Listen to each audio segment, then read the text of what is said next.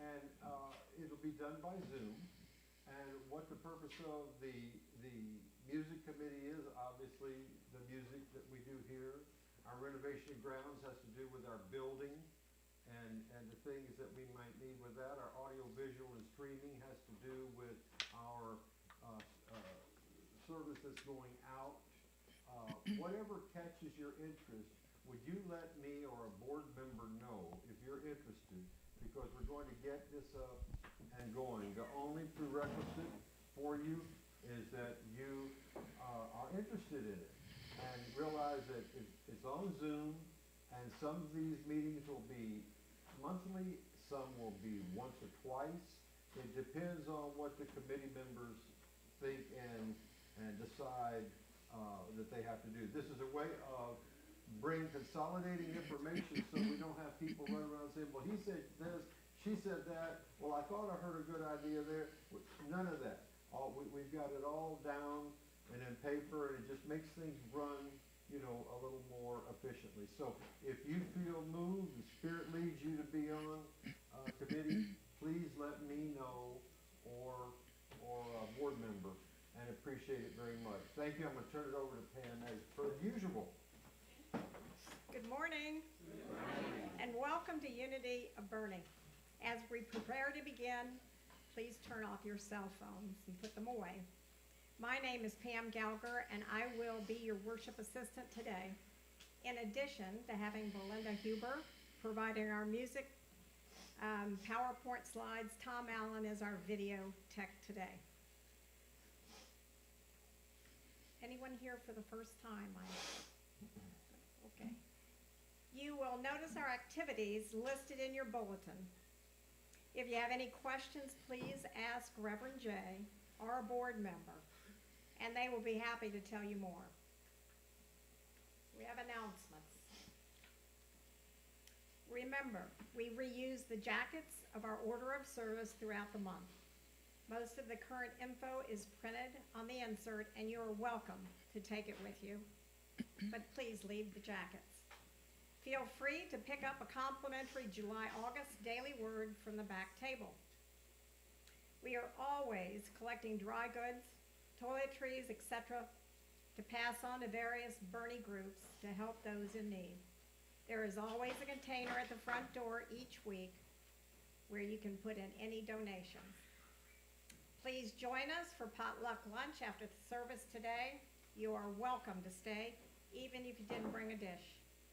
When you can, please help other volunteers with the cleanup after we eat, doing the dishes and wiping down the tables and putting the chairs away. We have the following live groups every month. Edgar Casey Study Group every second and fourth Friday from 10 to noon. Men's Brunch Group is the first Saturday of the month here at the church from 10 to 11:30. Sunday morning book discussion every Sunday from 9:30 to 10:30 a.m. in the fellowship room. We just started a new book, Understanding Your Soul, The Channeled Wisdom of Jesus by Christine Bush. Please see the book study email for more information. Come for coffee, tea, and a stimulating conversation. If you are here for the first time, or if you're not getting our weekly emails, we have a sign-in sheet on the desk by the front door.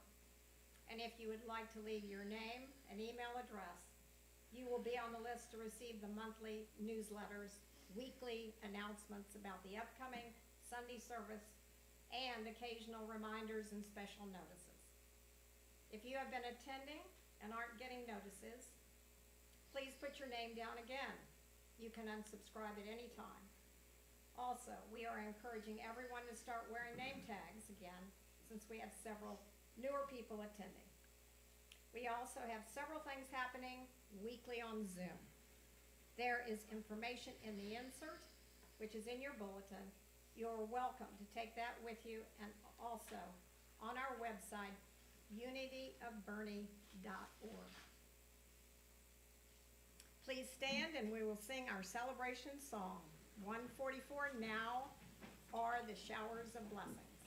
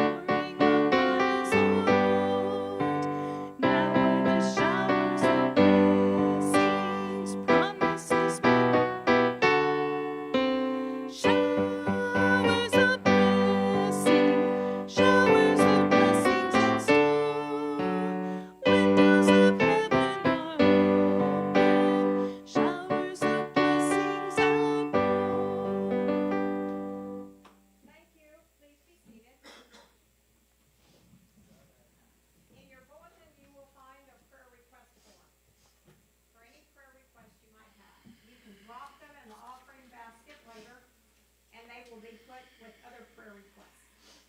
Our own prayer team prays over them for a week, and they are also sent to Silent Unity, where they are prayed over for a month. Now we will have the daily word read by Chris Diaz.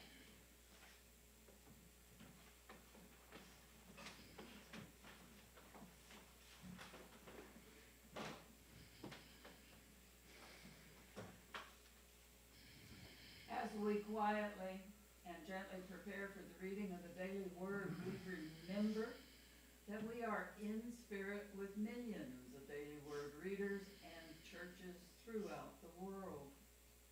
The Christ candle is lit as a reminder of the Spirit of God within all of us, which we call the Christ within. The word for today is surrender. The affirmation is, spiritual surrender is my path to peace. It's natural to have ideas and preferences about how things should be and to work towards the results I want. But I can exhaust myself if I attempt to exert control over my life's circumstances. In fact, the more I try, the less control I feel I have. Releasing the illusion of control, I practiced spiritual surrender. So much more than giving up, surrendering my efforts and my hopes to the divine within me is an act of empowerment. It means living my faith that God is in and through all things. It means trusting that there are outcomes better than the ones I have imagined. I surrender to God's peace and perfection within me. I give up trying to control outcomes and relax, knowing serendipity and ease, welcoming serendipity and ease. Surrender is the way. From Proverbs 23:26. My child, give me your heart, and let your eyes observe my ways. And now, together, if you'd like, we say the affirmation again. Spiritual surrender is my path to peace. Thank you for being here with us. My name is Chris, and I hope you enjoy the service today. Thank you.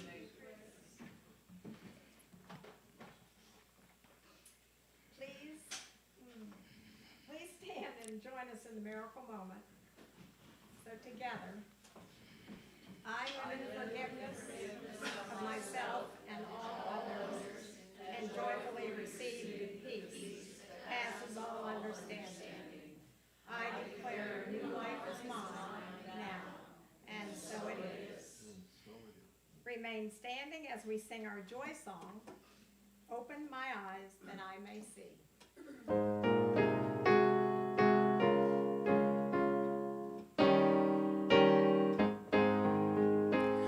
Open my eyes that I may see glimpses of truth thou hast for me.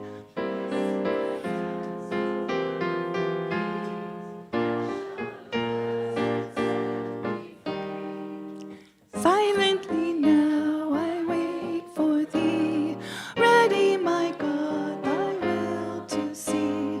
Open my eyes, illumine me, Spirit divine. Open my ears that I may see.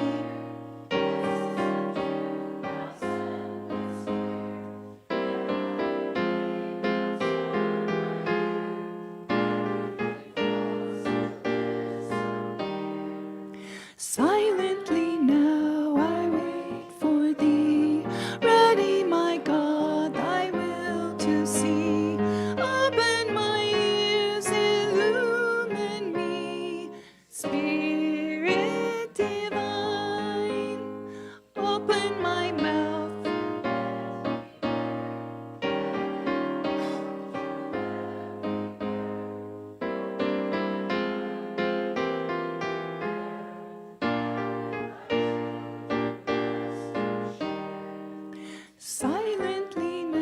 now I wait for thee. Ready, my God, thy will to see. Open my heart, illumine me, Spirit divine. And now, our mission statement together. Unity of Burning is a vibrant, loving, spiritual community providing a second space for personal growth. We honor and celebrate the Christ within all people. Thank you, and please be seated. I will now turn it over to Reverend Jay for the blessing of the prayer request and the remainder of the service. Thank you, Pam.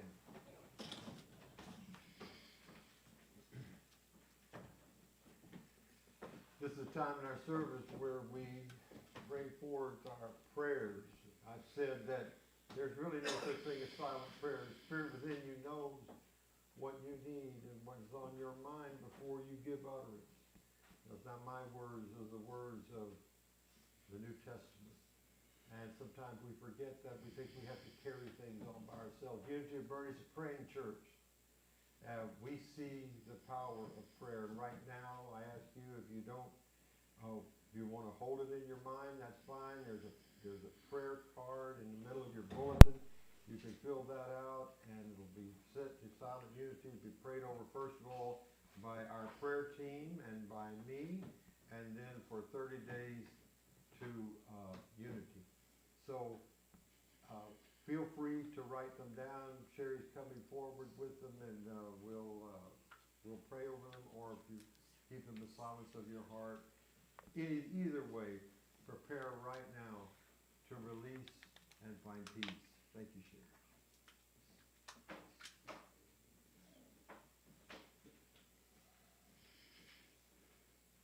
I would like to mention something before we start to keep in our prayers. Marlon Brown is in his second week of being at Stone Oak Hospital. When I was called that Friday night before, this was about 2 weeks ago, Kathy was obviously very upset, and he ended up having a quadruple bypass and has had some stops and starts since then. Been up there a few times. He's been in twilight sleep after he had a pacemaker installed. He's had some going up and some going down and some up, and generally things are on the upward path right now.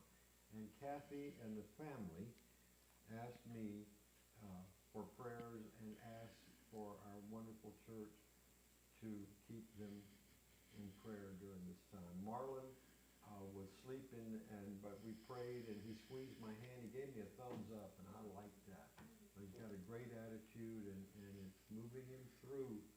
You know, maybe a little slow, but we're coming along. So please keep the Brown family in your prayers this morning. It was just something I had forgot to mention before we actually started to pray. So,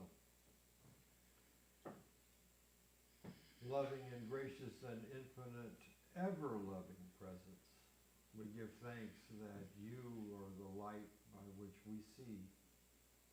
We affirm that your perfect will is being done in the lives of these that have requests that are placed in this box. We know that your will is good. We align ourselves with this will. We know it inside, beyond all of our human contrivances and opinions and upsets and fears and jealousies and negativities and hurts. Beyond all that, the place of perfect peace that you reside, the place where your perfect will is done when we step back and allow you to have control. We graciously surrender that control this morning, our misunderstanding for your understanding, and our fearful ideas for your loving ones. We see good happening between people, in our lives, in our world, between nations, divisions being healed, people understanding one another, people saying there must be a better way.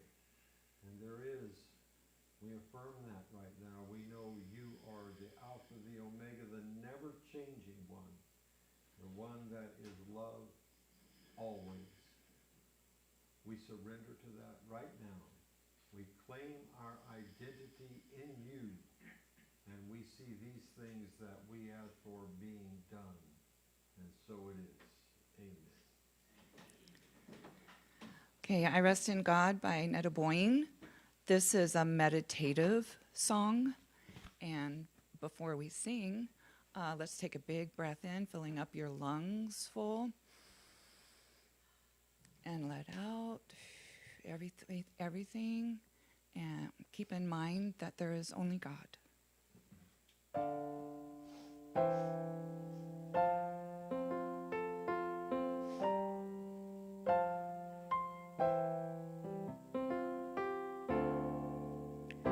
I rest in God. I rest in God today. I rest in God today and let Him work in me. I rest in God today and let Him work through me. I rest in God today in quiet and in perfect certainty. I rest in God today, away from dreams and into peace. I rest in God today. I rest in God today. I rest in God today. I rest in God today. I rest in God today and wake the sleeping truth in me. I rest in God today. The end of suffering is here. I rest in God today. Carry me through storm and strife. I rest in God today, away from dreams and into peace. I rest in God today. I rest in God today. I rest in God today. I rest in God today. Open up the temple doors and let them come from far across the world. My distant brothers and my closest friends, I bid them all enter here and rest with me. We rest in with the peace of God today, quiet and unafraid. I rest in God today. I rest in God today. I rest in God today. I rest in God today.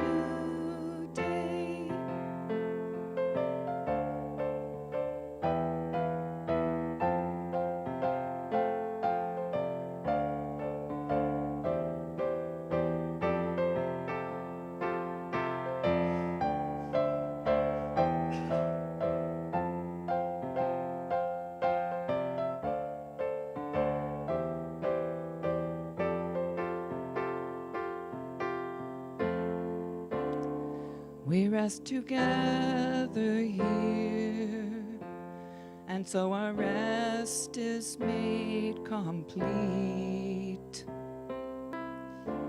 We rest together here, and what we give today we've already received. I rest in God today. I rest in God today.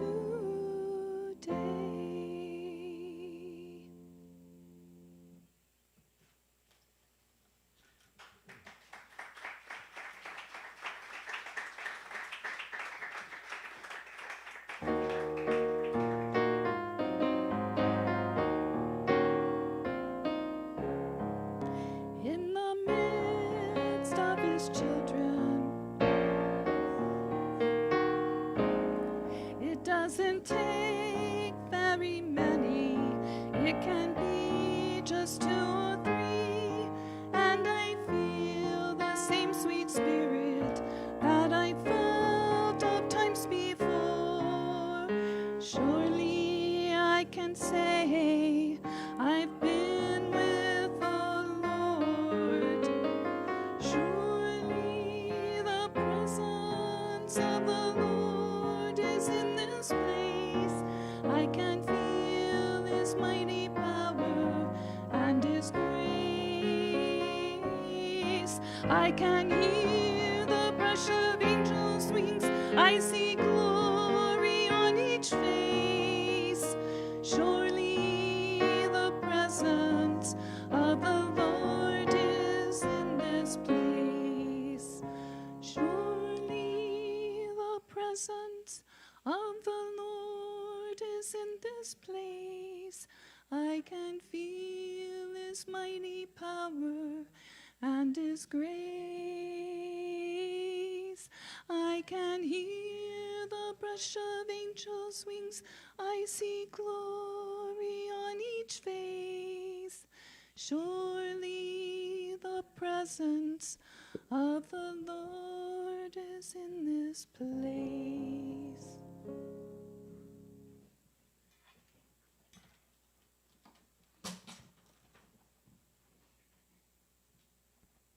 Right now, I ask you take a deep breath or 2. Being aware of your feet on the floor, and hands in your lap, perhaps. And that you inhale inspiration and exhale tension. And that in this moment, right now, you become aware of the presence of the power within you. Never left you even for a moment. We realize that we are one with all.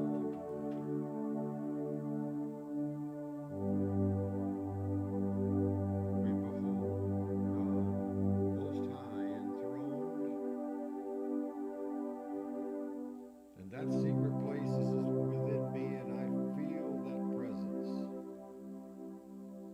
I hear that voice, and I rejoice in that light.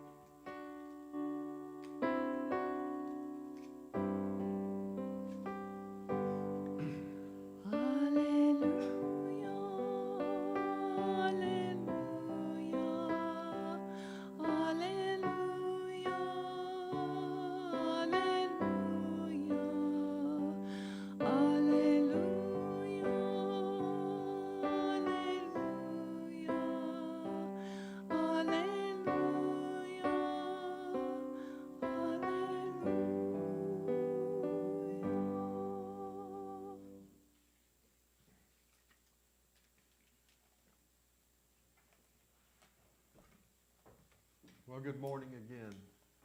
Wonderful to see you as always. This morning I decided to pick for the topic, well, it was actually about a month ago that I do these ahead of time to kind of line them up with the daily word and what it talks about. Today was surrender, and this I'm speaking about today is the power of letting go.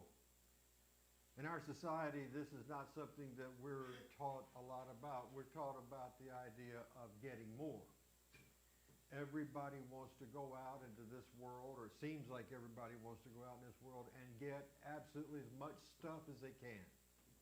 And then about 5 or 6 years later, put it out in a garage sale and sell as much of it as we can. And in the meantime, wonder why we ever bought this thing. I bought something that made eggs into a circle. What do you call that? The little, you push it and the eggs become like very thin slices. And I saw it in the storeroom and I thought, that was $19.95. What did I think? And then I realized, well, I was going to make egg sandwiches.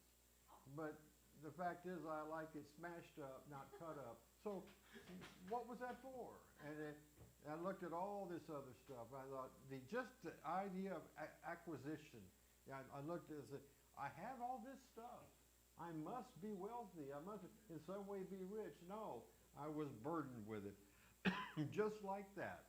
Just like keeping things in our storeroom. We have a mental storeroom where we collect grievances, where we collect resentments, hurts, fears, negativities, upsets, name it. It runs the gamut of humanity. We are all so much alike in the things that I say just generally tick us off. And if you could think of life as a process not only of gaining, but gaining the things that are real, and I'll talk about that in a moment, but also releasing and letting go things that no longer work for us. And it really begins with the image that we hold of ourselves.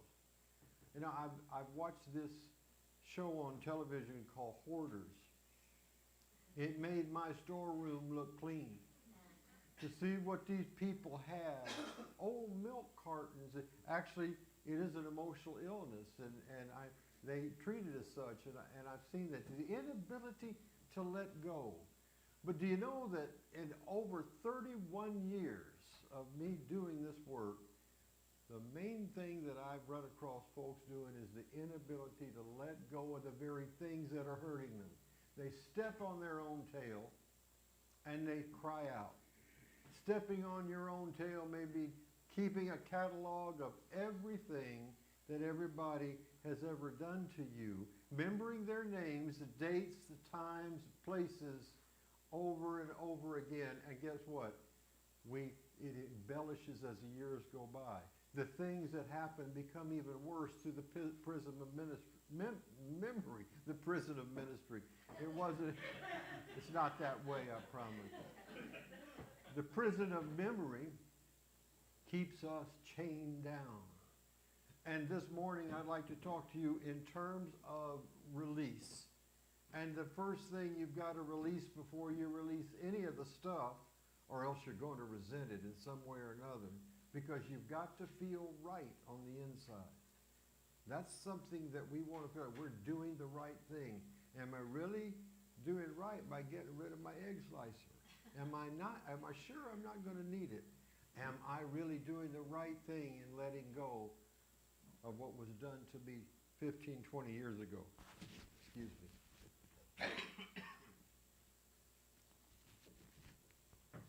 And that is a question for us to answer this morning. Think about a catalog of things that you may have in your mind right now that constitute memories. Think about those things that took your breath away. Think about the wonderful things. I'm one that kind of likes the idea of, look at the good stuff first. Puts you in a better place. Those things that you want to hold on to, hold them. Those things that made you feel alive. Those wonderful moments that you wouldn't trade for anything. And then think about the things that hurt and that you've kept maybe an ongoing log of in your mind. It maybe has gotten worse over a period of time. One of the things that we want to say, and I've said this even when we're children, when babies being born, it's almost like when they come out of the womb screaming, it's like, it's not my fault. You know, we're leaving the mother's womb and it's not my fault and somebody else is to blame, not me. The only problem is that when you assign blame to externals, assigning blame to other people, you give up power over your own life. And you're a prisoner of the concept that you're weak.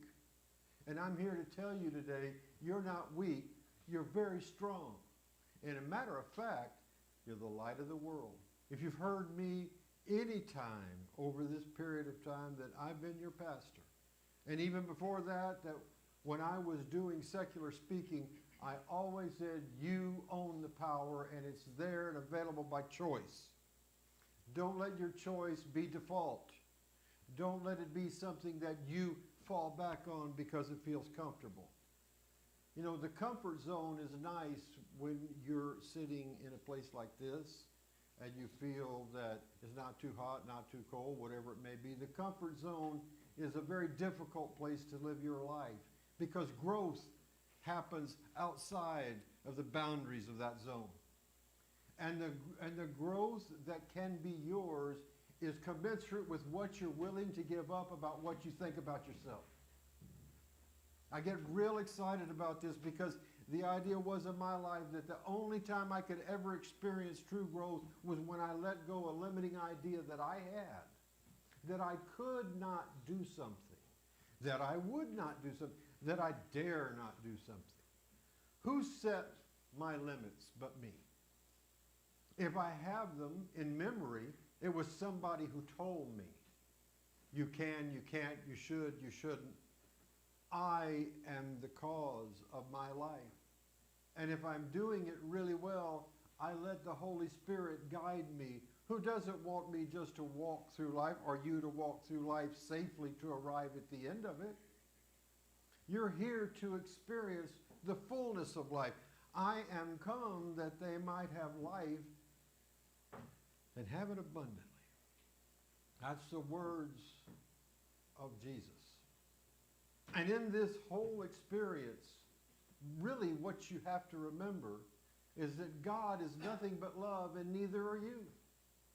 And then when you go through life in a state of forgiveness, of not getting all those things into your emotional storehouse that have to deal with how I was hurt, wronged, and it's not my fault stuff.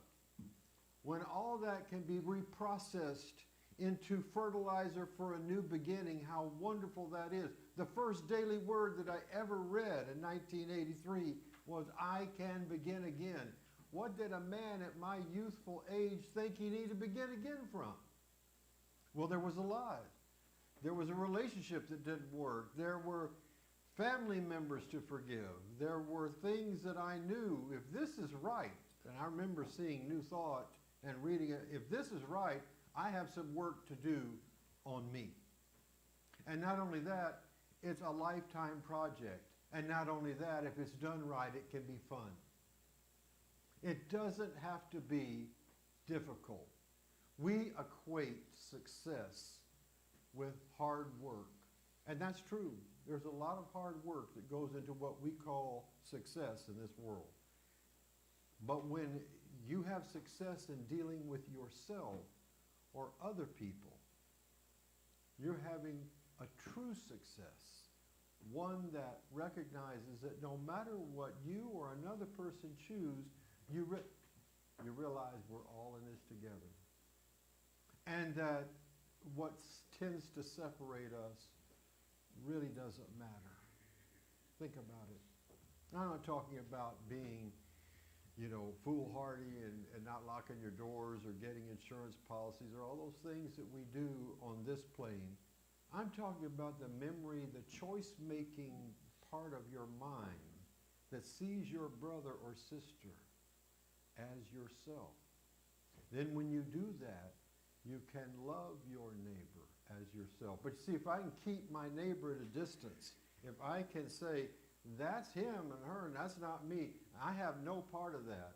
If you do that, you keep love at bay. You're always going to be a little bit insecure because you're going to think that's what God's doing to you. Course in Miracles, right here. I brought it this morning. There was something that I wanted to share with you. Course in Miracles says, we think we've killed God.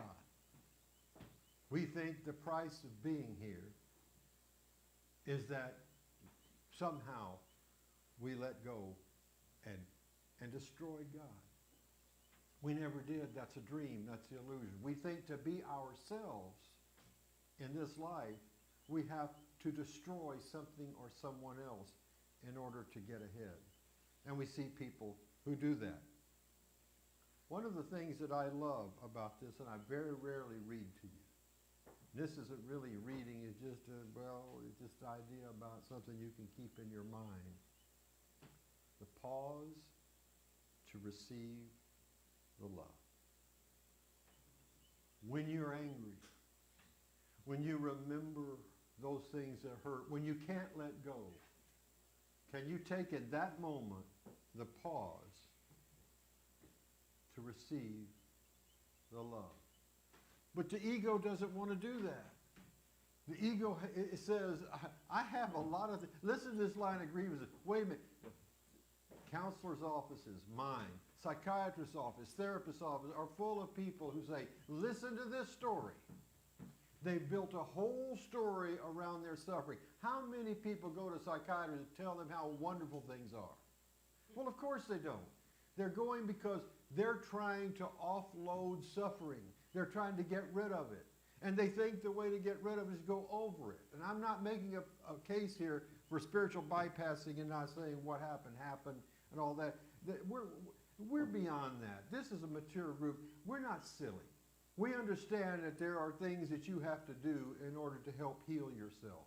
But the catalog of resentments that we hold, listen, these doctors, and I know them well, many of them, they make a lot of money listening to you do that.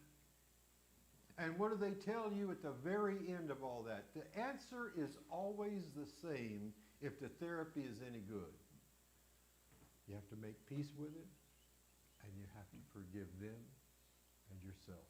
The them being whoever you think is responsible for where you are right now. And it's true. There may be somebody who did something to you that altered the course of your life in a way that you never could have imagined. But you know what? You're here. It's in front of you. And I'm a fan of dealing with things that are right in front of us right now. If we go back over everything we've been through, I thought about this, and I'm going to pause right here. Just because it meant a lot to me, I decided to submit to Freudian analysis when I was in my early 20s.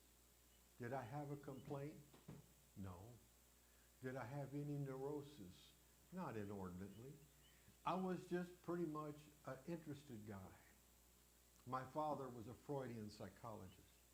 And I kind of, from what I read in Calvin Hall's book, A Primer on Freudian Psychology, way before I found Unity, I kind of thought Freud had it right.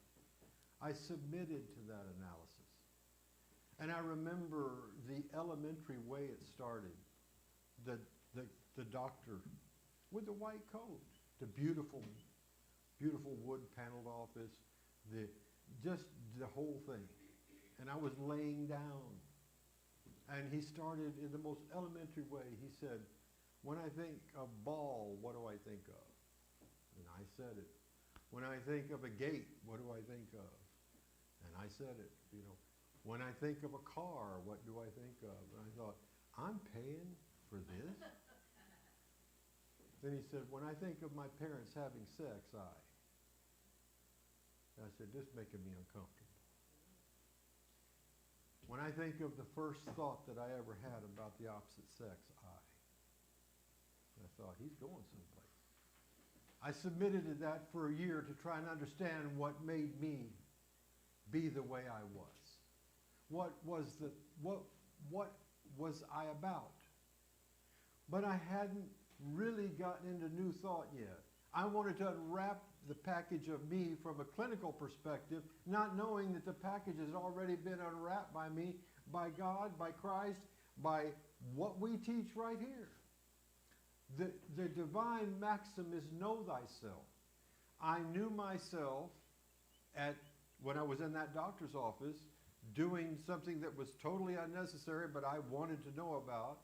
But then I really knew myself when I found out that I, and not only I, all the people in front of me, including you, especially you in front of me here, are all living, loving emanations of the one God principle. We are nothing less than beings of light. And the guilt that we feel, the guilt that we can hold on to and not let go of, can author our lives in a way, can act as at least a co-author of our lives in a way that wastes it so much, so often. When all we had to do is say, I forgive you and I forgive myself. You know what that doctor said to me at the end? He had a folder full of papers, and you know what it said on there? The case of J. Mulkey. Boy, did I want to open that folder up. I just wanted to snatch it from them. I'm finished with you. I really liked him. He was a fine man. And he opened it, and he said, this is the contents. You're empathetic, you're sympathetic, all these things that I kind of already knew. I said, well, that's it? He said, well, that's it. He said, I didn't find anything wrong. He said, y'all be happy. Most people here find something wrong. And I thought, I spent nearly $1,000 to hear that. Went to my father, and I said, who was a Freudian psychologist. I said, Dad, I spent $1,000 to find out there wasn't any real thing that I had to mess with. He said, well, I could have told you that. He said, but I also know your nuttiness that he doesn't know. He said, because I've lived with you. And I said, what is my nuttiness? And my father said, it's nothing else but those things that make you uniquely Jay, and I wouldn't have it be any other way.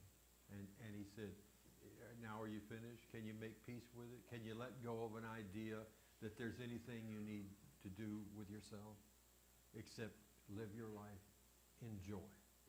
My father never said, do this and make me happy. You must do that. He agreed with me, my idea that I live my life on my terms and my way. And I found that made all the difference to me. When you let go of the ideas that hold you back, when you're able to forgive someone or something that you think you could have never done it before, you know what happens?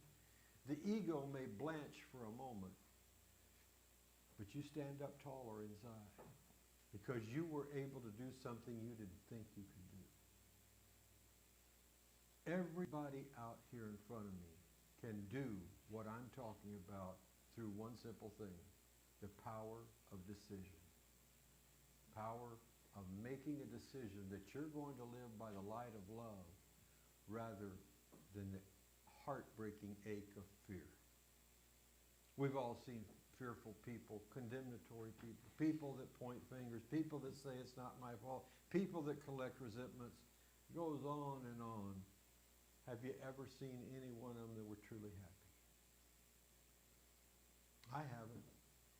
And to truly happy doesn't mean that we're bliss minis and that we go through the world just smiling no matter what happens. True happiness knows that there's a power that goes with me wherever I go and is not unacquainted with what I'm going through. Do you believe that your life is a curriculum designed for your higher growth? Do you believe that things are unfolding as they should for the soul that you're meant to be? Do you realize that in this world, nothing lasts? This world right here that we inhabit, nothing is permanent except the love you give and receive. Do you realize, it may be trite, but you realize that there's never been a hearse that had a U-Haul on the back of it? You know, I love Frank Sinatra, and he left instructions that he be buried with three things: a telephone, a pack of Camels, and J&B Scotch. And I thought, did he really think, or was that just a joke, or did he really think at some point he might need that? We have such strange ideas about the afterlife. Well, maybe they do have scotch in heaven, or no, heaven is not a thing. It's not about things. It's about an awareness. It's about the feelings of all those things that this world evokes in you. Think about all the wonderful feelings you have right now, and you're in the kingdom of heaven, and you're feeling them consistently, and as if they're for the first time. That's what Jesus talks about. That's what our course talks about. And our discipline and curriculum down here is to take away or let go or shed or walk away from anything that is not truly who we are. Now, how do you define who you are, or have you let somebody else define that? Let me refer to another little book that meant so much to me, Emmett Fox's Golden Key. If you're unhappy, dissatisfied with your lot, your surroundings, above all, if you're dissatisfied with yourself, set to work on that and refuse to take no for an answer. Insist upon your happiness no matter what. Some people say fight for your happiness. That's a little rough when you hear that. It connotes the idea that you're up aggressively against something. What I'm talking about is a fight, and I think what Dr. Fox is talking about, a fight on the inside against the lesser thoughts that want to convince you of who you're not. You stand tall in the authority of your being, and you say, this is who I am. And what did New Thought tell us? What did Mary Baker Eddy say? What did Charles Fillmore say? What did Ernest Holmes say? I am a child, a radiant child of a loving God. I live, move, and have my being in eternality of love. Think about those words. Claim them for yourself. Right now, they're not meant to be said at your memorial service. They're not meant to be said at some special occasion. They're meant for you to live with them right now. Think about yourself being in a chrysalis, just like a butterfly. And it cracks open and something wonderful comes out. Can you allow the wonder to come out of you this morning? And it may not be very difficult. You may be so far along this process that you don't have a lot to let go of and forgive. Others may seem like they've got catalogs, encyclopedias full of things to forgive. But you know what? You know it.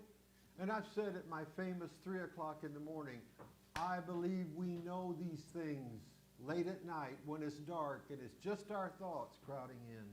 I think we know exactly what we have to do.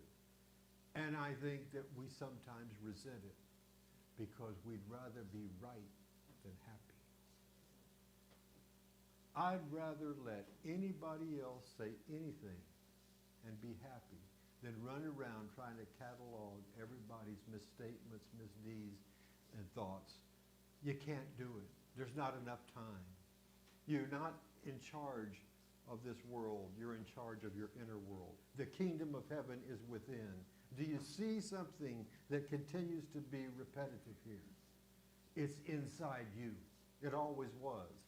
You had it all the time. There's nothing that you come to God and surrender. There's nothing you're going to get except peace of mind and love. Now you can pray for things, and there's an energy on this planet that allows you to do that. But when we go above that, and we go about the real kingdom of heaven, what are you getting in exchange for what you're giving up? You release all that junk. You let go all those resentments.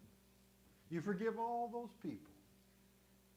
You let go of all those things you know that hurt you. And in its place, the ego may say, who am I now?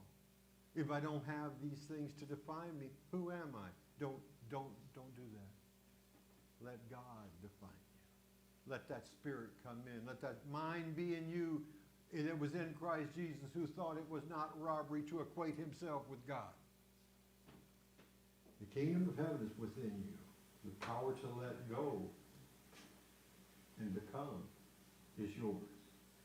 All you have to do this morning is remember you're either operating out of love or fear. There's no in between. That's, I know, a large statement to make. Everything that is not love is a call for love, including the aches and pains and hurts that are in our minds and oftentimes in our bodies. That calls for love. The application of love. You can do that by a decision. I invite you to let go this morning. You'll know what it is. You meditate about it, you think about it, you visualize it, you contemplate it, whatever it may be that constitutes, you let it go. It constitutes what you think you are. You let it go and watch your life take off. I love you all. God bless you this morning.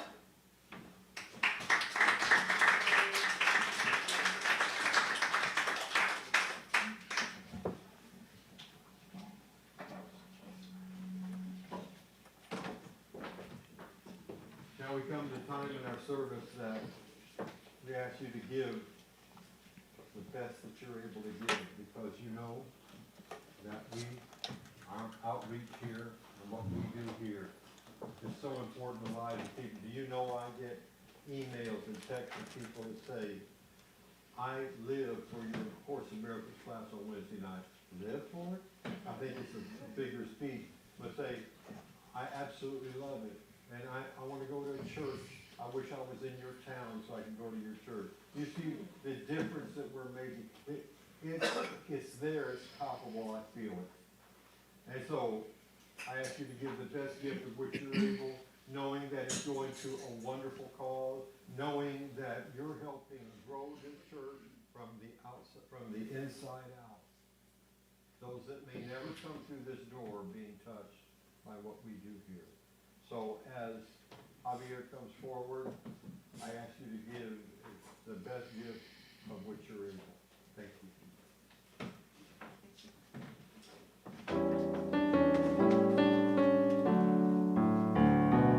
Freely, freely I have received. Freely, freely I give. Divine love through me blesses all that I am, all that I give and receive, all that I give and receive.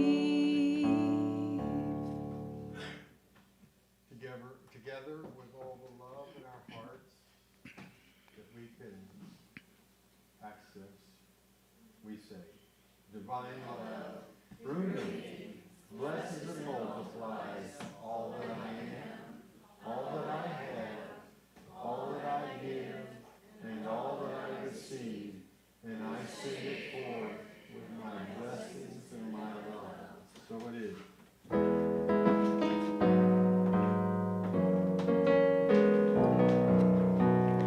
Love can build a bridge between your heart and mine. Love can build a bridge. Don't you think it's time? Don't you think it's time?